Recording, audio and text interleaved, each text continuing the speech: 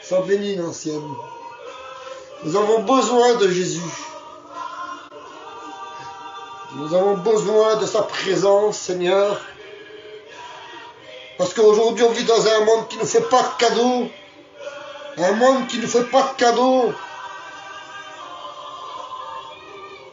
Alors nous avons besoin de Jésus. Jésus nous a aimés. Naïron, que Dieu te bénisse, mon cousin. Que Dieu te bénisse. Nous avons besoin de Jésus. Sans Jésus, on ne peut pas vivre. Un chrétien sans Jésus, il est mort. Alléluia. C'est pas vrai qu'un chrétien sans Jésus, il est mort.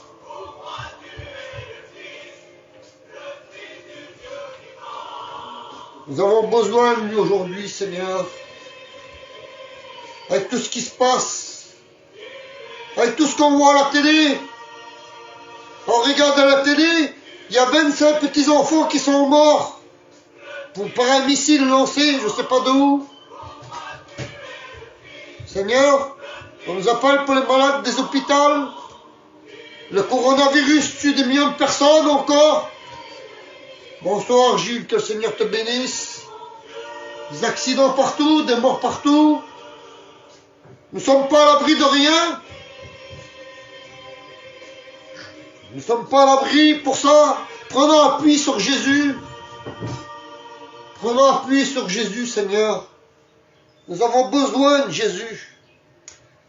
La Bible dira, sans Jésus, on ne peut rien faire. Bonsoir Mireille, ma cousine, que Dieu te bénisse. Nous avons besoin de lui, Seigneur, chaque instant, chaque minute.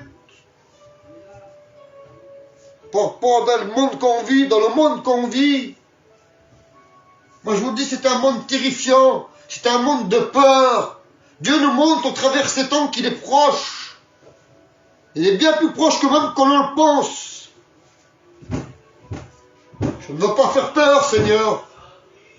C'est pas mon but de faire peur, c'est d'avertir qu'on vit dans des moments terrifiants.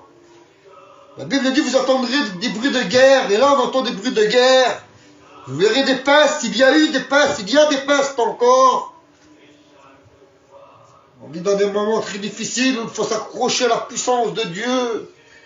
Et ne craignons pas, surtout parce que Jésus est avec nous. Celui qui est fidèle a fait la promesse qu'il restera avec nous jusqu'à la fin des temps. Et cet homme-là est Jésus. C'est Jésus, Seigneur. On a besoin de Jésus. Il y en a qui se plaignent, qui mangent trop froid. La viande n'est pas assez cuite, c'est trop chaud, c'est trop froid, c'est trop dur, le pain est trop dur. Et là-bas, ça meurt de faim, Seigneur. Les cadavres, on les laisse par terre. J'ai vu ça de mes yeux maintenant à la télé il y a une demi-heure. Vous croyez que Dieu va laisser faire ça? Vous croyez que ça va durer longtemps, cette chose-là? La colère de Dieu va s'abattre sur la terre, on va rien comprendre. L'église de Dieu va partir comme un éclair, comme un clin d'œil. Que Dieu soit béni, Seigneur. Alors soyons l'église parfaite, l'épouse parfaite.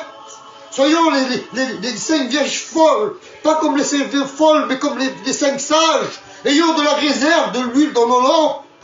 Quand le Seigneur reviendra, qu'il voie d'en haut du ciel, que nous sommes remplis d'huile. Pour lui, de l'huile fraîche. De son onction qui est descendue du ciel. Que Dieu soit béni, Seigneur. On a besoin de lui. On a besoin de Jésus. Sans Jésus, on ne peut rien faire.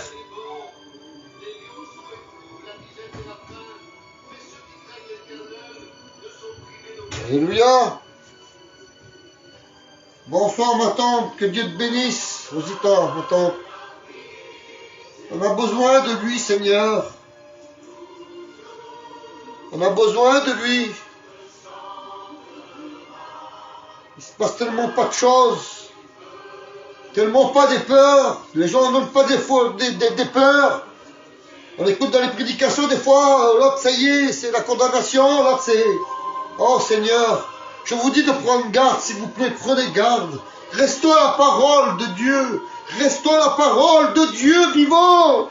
Elle est là, la parole de Dieu, il faut la lire. Il faut vivre une vie de chrétien. Il faut vivre la vie de Jésus.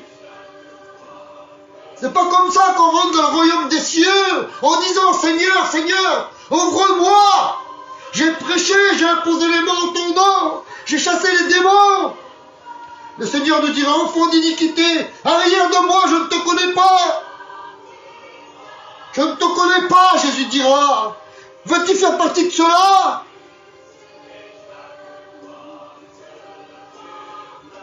Aujourd'hui, on se moque de la parole de Dieu. On joue avec la parole de Dieu. Excusez-moi, mais je dois le dire, Seigneur. Jusqu'à des hommes de Dieu se moquent de la parole de Dieu. De la parole de Dieu.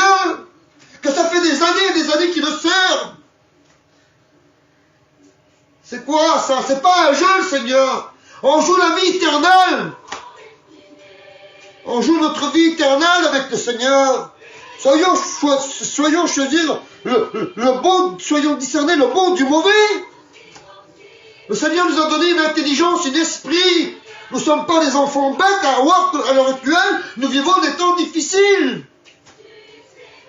Seigneur Tout-Puissant, il y en a qui sont sur le lit d'hôpital, avec des jambes coupées, des oreilles et des têtes écrasées. Dieu Tout-Puissant, Seigneur, des petits bébés qui sont à l'hôpital, à part cette maladie-là. La Bible dira que c'est à cause de l'homme que la colère de Dieu s'est abattue. La Bible dira que c'est à cause de l'homme. C'est pas à cause de Dieu. On rejette tout sur Dieu. Je vois des gens qui disent, mais pourquoi je suis comme ça? Pourquoi je reste comme d'avant? Pourquoi qu'il m'arrive ça, Seigneur? Pourquoi à moi? Mais si tu essayerais d'avancer vers Dieu, si tu essayerais de faire quelque chose pour Dieu, Dieu changerait ta vie. Dieu changerait ta situation. Dieu changerait ton cœur de pierre en cœur de chair. Alléluia, Jésus, que son nom soit béni, Seigneur. Que son nom soit béni, Père éternel.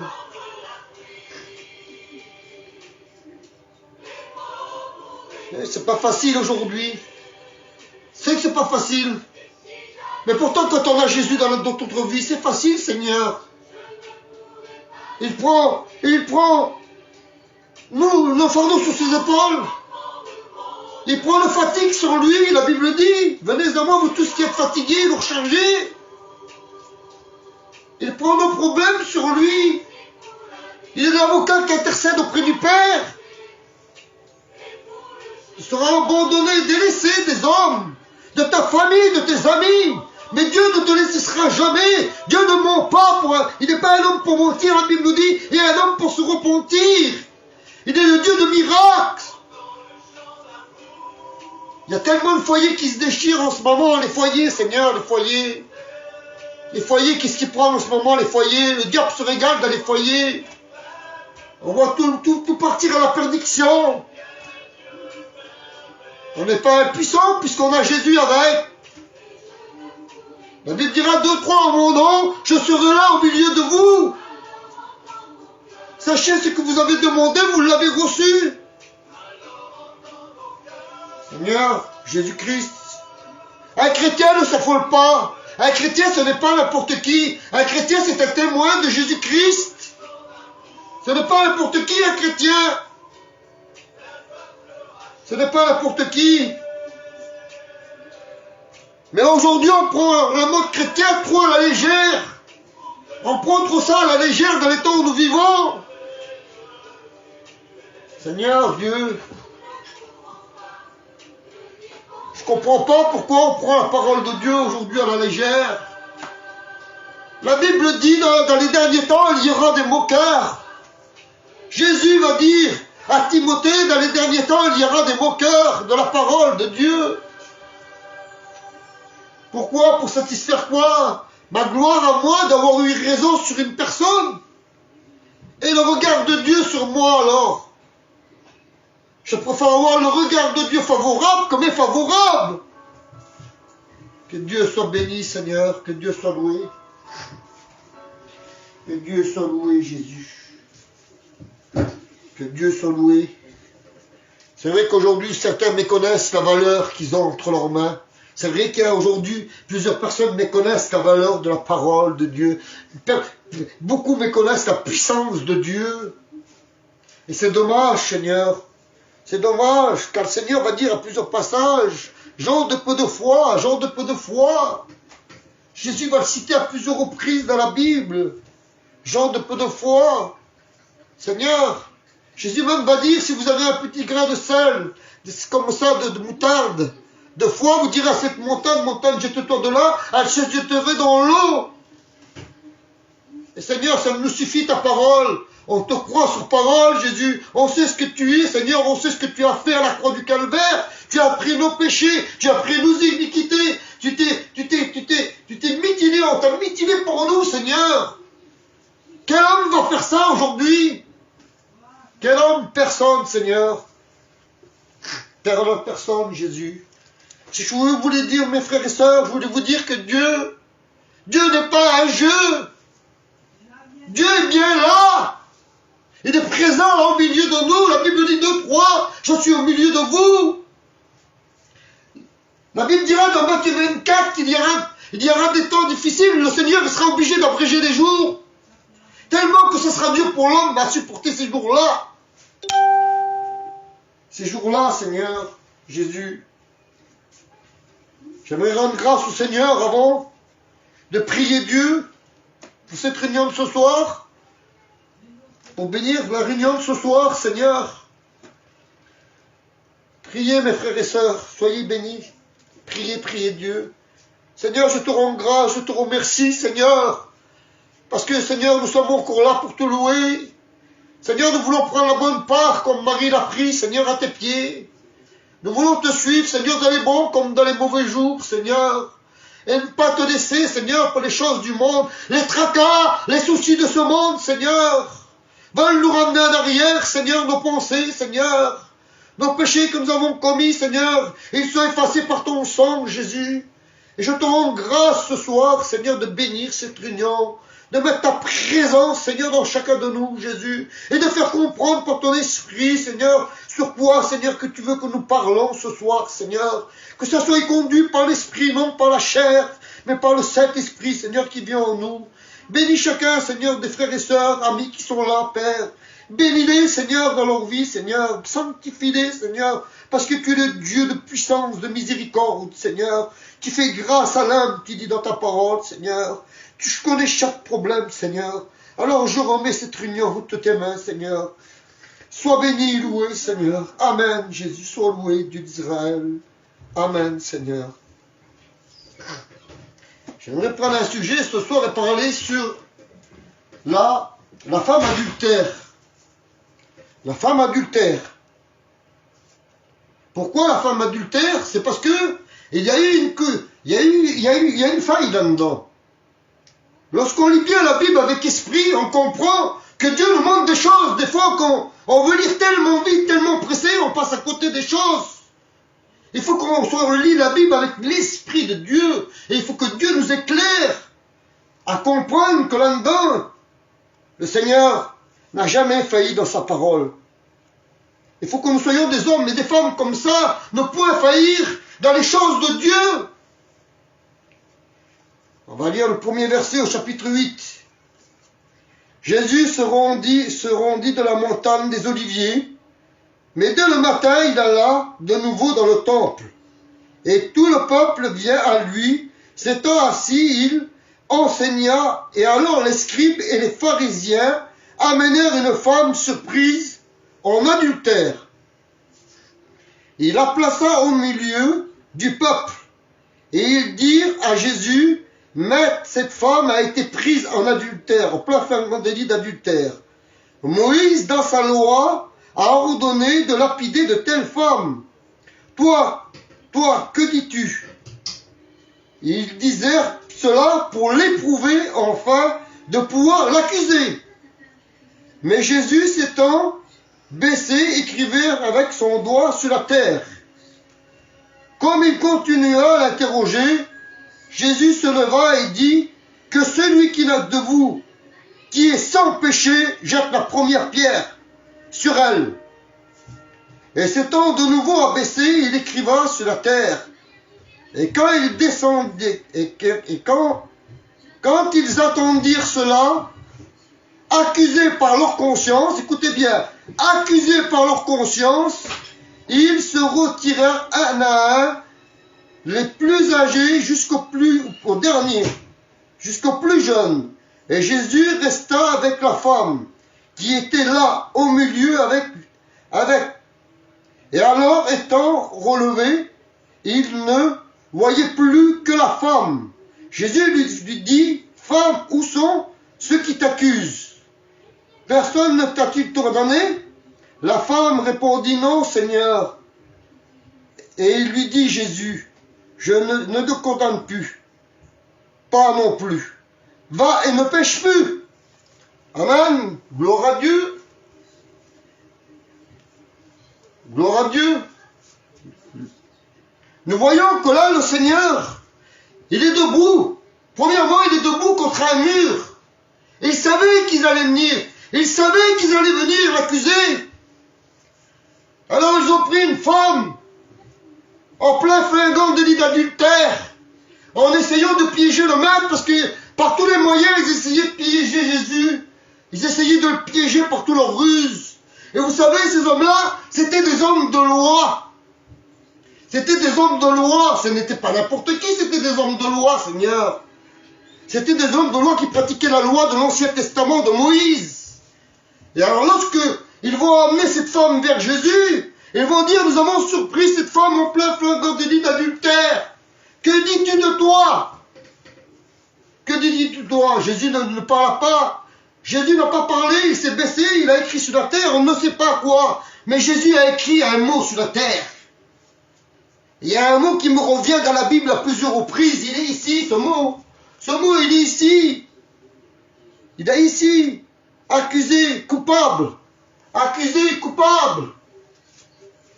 Alors ils ont amené cette femme vers Jésus en pensant la faire crucifier, en pensant la faire lapider. Mais ces hommes-là savaient que c'était le Fils de Dieu. Ils savaient que c'était le Fils de Dieu, mais ils ne voulaient pas le croire. Ils avaient vu les miracles que Jésus faisait. Ils avaient vu les miracles que le Seigneur faisait. Ils suivaient Jésus partout. Dès lors à la belle porte, dans l'évangile de Jean, chapitre 4, il dirait à un homme depuis 38 ans. Et alors ce miracle se répandit partout, parmi les publicains, les pharisiens, parmi les hauts placés. Et alors on décida de suivre Jésus partout où il allait enseigner. Et alors Jésus était su partout. Et alors il savait que Jésus était un homme de bien. Lorsque Nicodème va voir Jésus dans le chapitre 3, il va dire, pourtant Nicodème était un pharisien, c'était un homme de loi, c'était un docteur de la loi, c'était un docteur de la Bible. Qu'est-ce qu'il va dire? Il va dire, maître, il va dire, nous savons si c'est né de Dieu, permis de Dieu ces miracles. Il va le reconnaître comme fils de Dieu. Nicodème, il va le reconnaître comme fils de Dieu. Il n'y a pas que lui, il y en a encore d'autres derrière qui vont le reconnaître comme fils de Dieu. Ah, ils pensaient que Jésus allait venir et accomplir la loi, faire la loi comme eux, tuer les gens, lapider les gens. Mais Jésus, il avait le cœur amour, Jésus était un cœur d'amour. Jésus avait un cœur pur, il ne condamnait pas, lui. Il est venu en faveur du péché, il a plaidé pour le péché, il a été crucifié pour le péché. Il a été crucifié pour le péché, pour nos iniquités à nous. Et aujourd'hui, comme il est facile de lever la main, de dire, là, regarde là-bas, et son péché à lui. Hein, il est plus gros que le mien. Mais la Bible dira dans l'évangile de Matthieu, chapitre 7, pourquoi vois-tu la paille dans l'œil de ton frère et ne vois-tu pas la poutre dans le tien? C'est ça l'amour. Jésus est venu pour plaider en faveur du péché. Et alors, lorsque Jésus va dire que celui qui est sans péché jette la première pierre. Et alors là, la Bible nous dit que leur conscience, la conscience de l'homme, ça réfléchit à l'intérieur, vous savez. Lorsque vous êtes coupable de quelque chose, vous réfléchissez à l'intérieur. Et vous savez, l'homme s'est retiré. L'homme s'est retiré, la Bible nous dit, du plus vieux jusqu'au plus jeune. Mais ils n'étaient pas loin. Ils n'ont pas quitté la femme, ils n'étaient pas loin. Ils ont entendu les paroles de Jésus. Parce que pour écrire cet épître-là, il fallait qu'il y ait des hommes. Comprenez-vous qu'il fallait qu'il y ait des personnes pour écrire cela? Et ça se trouve dans l'évangile de Jean. Donc Jean le bien-aimé était bien là. Et ceux qui ont accusé la femme d'adultère, ils étaient là aussi. Excusez-moi de l'expression, le mot que je vais employer. Mais il fallait que ce soit des sacrificateurs qui aillent avec cette femme-là pour la prendre à faire un grand délit. Parce qu'à cette époque-là, c'était puni de mort. Alors ils avaient convenu un pacte avec Satan. Parce que dans l'évangile que je vous ai dit, là, c'est le passage de la vérité. C'est le passage de la vérité. Jean 8, c'est le passage de la vérité. Le passage de la vérité. Jésus dit au verset 32, vous connaîtrez la vérité et la vérité vous affranchira. Et au verset 36, il dit, si donc le Fils de l'homme vous affranchit, vous serez réellement libres. Jésus nous a affranchis. Jésus nous a libérés des chaînes du péché que l'homme condamne encore aujourd'hui. Combien accusent les gens à tort et à faux des faux jugements comme on l'a fait avec Jésus? On a essayé de piéger Jésus. Ils me connaissent et vous savez, ces hommes de loi là, ils vont essayer d'avoir une conversation avec Jésus. Ils vont essayer de dire, mais tu n'es pas le Fils de Dieu, tu es un menteur. Nous pratiquons la loi de notre père Abraham. Nous faisons la volonté d'Abraham. Alors Jésus dit, pourquoi voulez-vous me lapider si vous faites des œuvres que vous dites qu'Abraham est votre père? Si vous dites que votre père est Abraham, vous m'aimeriez aussi. Non, ils étaient remplis de colère. Il y avait de la colère en eux. Il y avait de la colère parce qu'ils ne pouvaient pas piéger Jésus encore. Et il y a eu deux favorables pour eux. Une chose favorable pour eux. Deux. Et ces deux choses-là, ça a été l'apôtre de Jésus, Judas Iscariote. Judas Iscariote.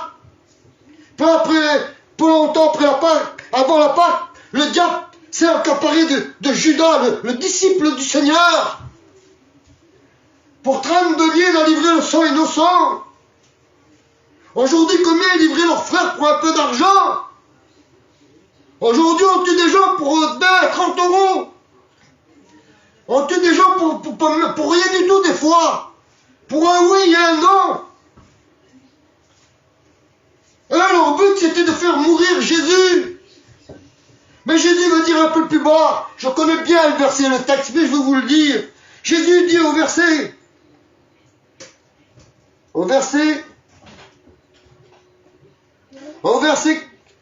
43, pourquoi ne comprenez-vous pas mon langage? Parce que vous n'écoutez pas mes paroles. Vous avez pour père le diable et vous voulez accomplir le désir de mon père. Jésus va se mettre en colère. Jésus va se mettre en colère contre eux. Jésus va se mettre en colère contre eux. Pourquoi? Parce qu'ils accusent non seulement une femme, ils essayent de piéger Jésus, mais non seulement le piège se retourne sur eux, parce qu'ils vont traiter Jésus de démon, et alors que c'est eux les démons. On ne peut pas accomplir le dessein de Dieu en rejetant le roi de Dieu. Vous comprenez ce que je veux dire? On ne peut pas, Seigneur, comment dire ça? On ne peut pas rejeter la faute sur un innocent qui n'a pas commis cette faute-là. Si vous, ma soeur, mes frères, mon ami, vous êtes innocent, on ne peut pas vous condamner à la place d'un autre. Et là, vous savez que Jésus était innocent. C'est pour ça qu'on dira le sang de l'innocent a coulé. Le sang de l'agneau nous a lavé dans nos péchés, nous a lavé de nos iniquités. Dieu s'est mis en colère. Dieu s'est mis en colère en les traitant de diable. Vous avez pour père le diable. Et il dira, vous avez pour père, votre père c'est le père du mensonge. Et le père du mensonge c'est le diable qui a péché dès le commencement. Alors vous savez, la conscience, ça travaille la conscience quand on fait quelque chose de mal.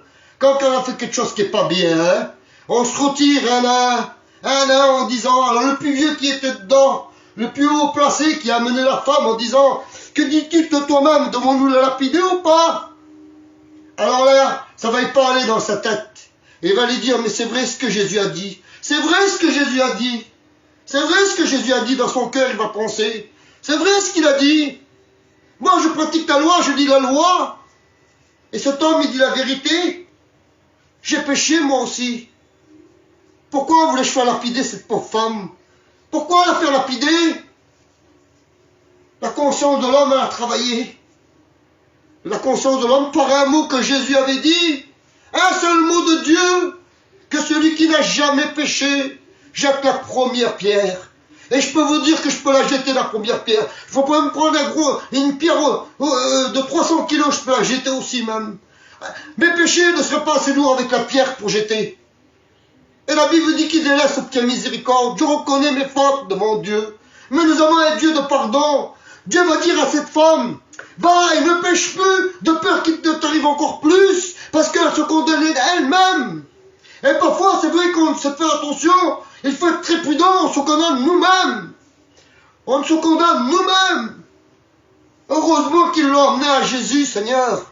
Qu'il l'a emmené à Jésus. Parce que si ce n'était pas pour piéger Jésus, croyez-moi qu'il l'aurait lapidé. Elle aurait été bien lapidée. Et aujourd'hui, combien veulent lapider l'Église de Dieu? Les vrais chrétiens? Combien aujourd'hui? Combien dans ce monde qu'on vit, qui a sans valeur, qui est sans richesse, sans amour? On se croit inférieur à tout. Nous les hommes, on se croit capables à tout. Il y a des hommes, la Bible dit, qui se croient supérieurs à Dieu. Ils se croient supérieurs à Dieu.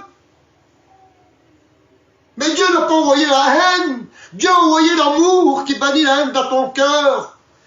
Il a envoyé son bien le plus cher sur la croix du calvaire. Et il savait que son sang allait couler pour elle. C'est pour ça qu'il va dire coupable, innocent, innocent, coupable, innocent. Et ça dans leur tête, ça leur faisait ça. Innocent, coupable, innocent, coupable. Ne soyons pas coupables des faits que les autres font, mes frères et sœurs. Laissons être Dieu le juge dans nos vies. Laissons Dieu juger ce qui est bon et pas bon. Mais sachons discerner ce qui est du bon du mauvais. Sachons-le discerner ce qui est bon du mauvais. Parce qu'il y a un jour que ce livre se refermera. Et il ne restera pas toujours ce livre. Et j'aime bien dire ce passage-là. Lorsque Jésus dira, dans le passage de l'Apocalypse, il dira, tu ne pourras pas reprocher à Jésus de ne pas avoir aimé. Tu ne pourras pas reprocher à Dieu de t'avoir pas averti. Jésus t'avertit, Jésus t'aime. Il y a tant d'années que tu es parti du Seigneur. Mais Jésus, il a toujours une place pour toi. Il a payé le prix. Pour ça qu'il y avait marqué, accusé, coupable, accusé, pourquoi? Elle était innocente, parce que Jésus allait monter sur la croix. Il allait la laver, il allait la purifier. Et si Judas n'allait pas se reprendre, si Judas par le remords, il y a eu une prophétie sur lui. Ça se trouve dans les divisions des psaumes, il y a eu une prophétie sur lui. Si Judas n'allait pas se reprendre, eh bien Jésus le pardonnait. Jésus le pardonnait. Mais hélas, le cœur de l'homme est tellement dur aujourd'hui. Le cœur de la personne est tellement méchante, mauvaise à l'intérieur. Il faut vraiment que la puissance de Dieu, mes frères, vous priez avec un cœur sincère. Que vous aimez Jésus avec une confiance, avec un amour. Seigneur, Jésus m'est tellement puissant. Jésus ne demande pas à faire de sacrifice. Jésus ne demande rien. Simplement, aimez-le. Priez-le. Cherchez-le. La Bible dira car il y a un temps où on ne le trouvera plus. Et ça, vous le savez. Je vous l'ai dit assez souvent. Cherchez-le tant qu'il est encore temps. Car en ce moment même, il y a des gens qui boivent, il y a des gens qui sont dans le monde, il y a des gens qui sont Jésus. Mais vous savez, la pire des choses, c'est qu'ils ont entendu parler de Jésus et ils n'ont pas voulu de ce Jésus-là. Ils n'ont pas voulu de ce Jésus-là. De ce Jésus qui était sans péché. Lui qui était sans péché, lui est venu pécher pour cette femme. Lui, il est devenu péché pour cette femme qu'on a condamnée. La conscience de l'homme est méchante. Alors vous savez, les sacrificateurs, par tous les moyens. Et vous savez que la volonté, comme je vous ai dit, il fallait deux choses. C'est venu par Judas. Et la deuxième chose, c'était la volonté du Père. La volonté du Père, il fallait qu'elle se fasse. C'était inévitable. C'était inévitable. Parce que Dieu a dit dans Jean 3,16, car Dieu a tant aimé le monde, et vous connaissez la suite, qu'il a envoyé son Fils, afin que quiconque croit en lui ne périsse point, mais qu'il ait la vie éternelle, Seigneur. La vie éternelle. La vie éternelle, afin que toi, t'aies la vie éternelle. Afin que moi, mon foyer, mes enfants, mon jambe, on a la vie éternelle. Pour ça que Dieu a dit qu'il fallait que la volonté de son Père se fasse. Pour ça que Jésus disait, moi je dis la vérité, vous ne me croyez pas. Pourquoi aujourd'hui on croirait plus le mensonge que Dieu? Pourquoi accuserais-tu plus les personnes que d'autres? Aujourd'hui c'est que le business, l'argent, l'orgueil. C'est la Bible qui le dit, c'est pas moi. C'est la Bible qui le dit. Là, les hommes sont égoïstes, amis de l'argent, aimant le plaisir plus que Dieu. Il y en a qui se mettent sur Internet pour se montrer, il y en a qui se mettent sur Internet pour danser, chanter, faire voir. Mais on n'est pas là pour se faire voir, on est là pour sauver des âmes, arracher des âmes du feu, comme Jude va le dire. Le frère de Jésus va dire arracher des âmes du feu. C'est ça le travail du serviteur. C'est ça l'amour des âmes. Avoir compassion de nos frères et sœurs qui souffrent, qui sont dans la douleur. De ne point les juger. Parce que Jésus ne nous a pas jugés, lui. Jésus ne regarde pas tes défauts. Jésus ne regarde pas, il dit dans un passage. Jésus va dire dans un passage, venez à moi tel que vous êtes. Venez à moi tel que vous êtes. N'attendez pas la perfection, vous ne l'aurez jamais. Vous ne serez jamais parfait. Mais il y a une chose que vous pouvez faire, c'est sentir le bon parfait, parfait pour Dieu. Le bon parfait, parfait pour Dieu, comme l'apôtre Paul nous le déclare. La Bible dira, à quoi sert-il de gagner le monde, si c'est de ne perdre ton âme? Ton âme, elle a une valeur, elle a un prix aux yeux de Dieu. Elle a un prix, elle a une valeur aux yeux de Dieu. Il y en a qui sont fatigués, ils travaillent, ils menent leur travail, Seigneur. Ils lisent leur petite Bible, ils vont à la réunion, ils écoutent la réunion comme ils peuvent. Ils se jettent où il y a la parole de Dieu, merci Seigneur. Mais il faut être très prudent dans les temps où nous vivons. Ce n'est pas des temps faciles comme je vous ai dit tout à l'heure. C'est des temps vraiment dans le retour de Jésus. Et je ne veux faire peur à personne.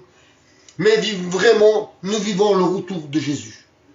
Avec ce qui se passe en ce moment, nous vivons vraiment le retour de Jésus. Tout à l'heure à Bordeaux, ce matin à Bordeaux, une petite dame, une petite vieille, elle a pris un couteau. Ils étaient trois gendarmes. Elle n'a même pas touché le gendarme, elle l'a à peine piqué. Vous savez ce qu'ils ont fait? Ils ont pris le revolver, ils l'ont mis dans la tête, ils l'ont tué. Non mais attends, où on va? Dans quel monde on va, Seigneur? Où on va? Où on va? Ils parlent d'une guerre civile. Ils parlent des guerres civiles. Ils parlent d'une guerre. Là j'ai vu le pays arabe, il fait appel à toutes les nations. Il fait appel à la France, il fait appel à l'Italie, l'Espagne, pour venir défendre, parce qu'il y a trop de morts. Il y a trop de morts.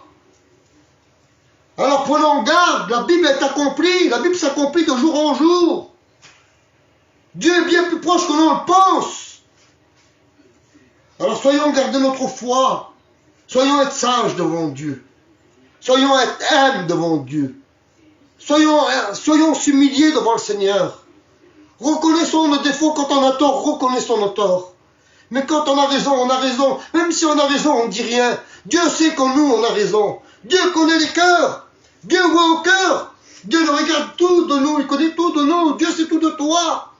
Parce que tu es à l'image de Dieu. Nous sommes créés à l'image de Dieu. À l'image du Créateur. Tu souffres, je souffre aussi. Tu pleures, je pleure aussi. Tu es dans le deuil, je suis dans le deuil aussi. Et Jésus a bien payé plus que ça. Il a payé au prix de sa vie. Il dit pour toi que tu as la vie éternelle. Tu as la vie éternelle. N'attends pas le dernier jour de dire Seigneur, comme j'ai dit tout à l'heure. Le Seigneur, cela le foutra dehors. Ne manque pas de l'huile dans ton vase et de la réserve. Jeunes chrétiens qui s'approchent du Seigneur, ayez de l'huile dans vos vases. Ayez de l'huile dans vos vases. Soyez remplis de l'huile sainte de l'Esprit de Dieu. Lorsque vous goûtez à cet esprit-là, lorsque vous goûtez à ça, vous n'êtes plus la même personne, vous êtes changé, vous êtes nouveau. Vous ne buvez plus, vous ne vous bagarrez plus, vous aimez votre femme, Les enfants ont retrouvé un père. Et Dieu a retrouvé un fils. C'est merveilleux, Seigneur, d'avoir le Saint-Esprit en soi, de vivre une vie de chrétien. J'ai pu voir hier un garçon, mardi, donner son cœur à Dieu. Il a levé sa main, et pourtant c'était un géant, ben il a levé sa main à Dieu. Et lorsqu'il a levé sa main à Dieu, Dieu l'a vu, Dieu l'a vu, Dieu l'a vu. Et Dieu le récompense, parce que maintenant Dieu demeure en lui. Dieu demeure en lui. C'est à lui d'avancer avec Dieu maintenant, et d'avancer avec l'esprit, vérité et sincérité. Dieu aime ce jeune foyer. Dieu fait un travail dans les jeunes foyers qui acceptent le Seigneur. Parfois, pour d'autres, c'est difficile. Mais si vous ne faites pas des efforts pour Dieu, si vous ne cherchez pas Dieu, comment voulez-vous que Dieu agisse? C'est pas bon d'avoir trop de tourments. C'est pas bon d'avoir trop de troubles, trop de bagarres, trop de difficultés. C'est pas bon. À un moment donné, il faut dire stop à Satan. Parce que la Bible dit dans Job, il a mis une certaine limite de t'approcher. De t'approcher. Dire Satan, c'est bon, j'en veux plus de toi. Sors de chez moi, t'es vaincu au nom de Jésus. Pas d'un nom de Jésus de la bouche, mais un nom de Jésus du fond du cœur. Avec esprit, honnêteté, sincérité. Parce que cette femme était prête. Et vous savez, lorsqu'elle était au pied de Jésus, et je vais terminer avec ça. Lorsqu'elle était au pied de Jésus, tous les gens voulaient la condamner. Tous les gens voulaient la lapider. Vous savez, elle a levé le regard. Elle a levé le regard. Elle était à genoux. Seigneur, je vois ça devant moi. Je vois ça devant moi. Elle a levé le regard. Et elle a regardé, elle a croisé les yeux de Jésus. Et lorsqu'elle a croisé les yeux de Jésus, elle a vu innocent dedans. Un homme qui la condamnait pas. Un homme qui la jugeait pas. Un homme qui l'aimait pour ce qu'elle était. Un homme qui allait la pardonner. Sa vie dépendait de cet homme-là. Elle disait, Seigneur, maintenant dans elle-même, je peux mourir. Voici une personne qui m'aime. Je peux mourir maintenant. Je peux mourir. Je peux mourir maintenant. Jésus l'avait regardé avec un amour. Ma fille, je t'aime, je suis là. Je suis ton Dieu. Je ne vais pas te condamner. Je ne vais pas te juger. Elle avait vu le regard de Jésus. Et nous voyons le regard de Jésus au travers nous, au travers les chrétiens, chrétiennes, et chrétiens, amis, frères. On reflète la gloire de Dieu.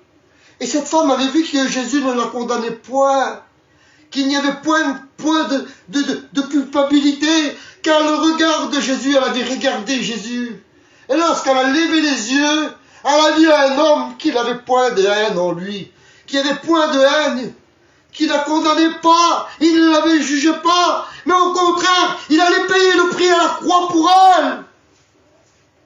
Il allait payer le prix à la croix du calvaire pour elle.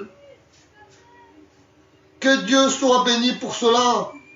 Mes frères et sœurs, regardez les yeux de Jésus. Jésus ne vous condamne pas. Jésus s'est donné à la croix. Et je pense que le message a été bien passé. Je pense que vous avez compris que Jésus ne condamne pas. Mais on accuse toujours Jésus. On incrimine toujours Jésus. C'est la faute de Jésus. Mais cette femme-là, elle a trouvé un qui? Un Dieu. Elle a regardé ses yeux. Elle a dit, voici un homme qui ne me condamne pas. Mais il y avait marqué quand même, coupable, coupable, coupable. Jésus écrivait un mot sur la terre.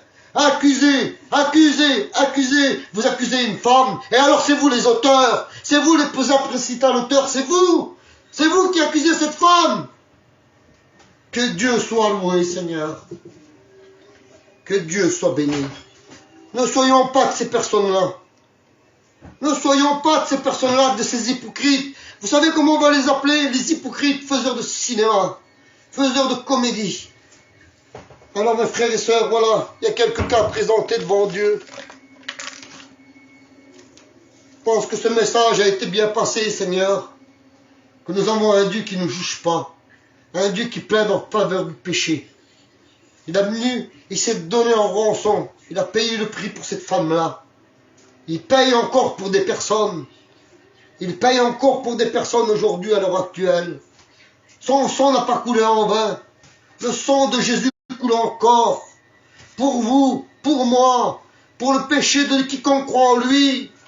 Ne périsse point, mais il a la vie éternelle. C'est pas le sang d'un homme qui coule en nous, c'est le sang de Jésus. Tous ceux qui appartiennent à Jésus, c'est le sang de Jésus. Et voyez-vous, cette femme avait vu dans le regard de Jésus qu'il n'y avait point de condamnation. Elle disait, je peux mourir maintenant, je peux mourir. Voici un homme qui ne me condamne pas. Quelle beauté, Seigneur. Quel merveilleux. C'est merveilleux, hein. Tant d'années, tu rejettes Dieu. Vous rejetez Dieu pendant tant d'années. Et un jour, vous parlez avec quelqu'un comme ça, n'importe quoi, du Seigneur, un serviteur, un ami, une sœur, je sais pas, comme ça. Et là, vous allez apercevoir que Jésus vous aime encore. Jésus vous aime encore. Alors tu dis, waouh, tu dis, Seigneur, tu m'aimes encore. Après tout ce que j'ai fait, moi, tu m'aimes, toi. Et celui qui ne connaît pas Jésus, et qui dit, il y a un Dieu qui est mort, il y a 2021 ans sur la croix, il va dire, c'est vrai qu'il y a un Dieu qui est mort pour moi. Après tout le mal que j'ai fait, après tout ce que j'ai commis. Est-ce qu'il va me pardonner? Ben, il dit, Jean 3,16, oui, Jésus va te pardonner. Alors il va dire, oh Seigneur, c'est extraordinaire. Je veux ce Jésus-là. Et nous voulons de ce Jésus-là. Nous voulons de ce Jésus-là dans notre cœur. Amen. Il y a Virginie, une maman, qui est en dépression, il faut prier pour sa fille. Il y a Antoinette aussi, qui a le Covid-19, priez pour elle. Il y a un jeune garçon qui a fait un accident à Rotel, là. Un quad, il a été sur la route, le 4x4 est rentré dedans, il a écrasé les traumatismes crâniens, il a coupé l'oreille, il a coupé la jambe en deux. Enfin, je ne vous dis pas, il l'a mis en charpie. S'il est là, c'est que la main de Dieu s'est posée sur cet enfant parce que les parents sont chrétiens. À 30 ans, il a été carrément, il n'a plus rien, il était écrasé, il a été. Mais la main de Dieu a pu tenir sa tête. Parce que les parents sont chrétiens. Et lorsqu'on est chrétien, on prie pour nos enfants, vous savez. Vous priez pour vos enfants. Nous prions pour nos enfants. Alors Dieu a gardé cet enfant-là.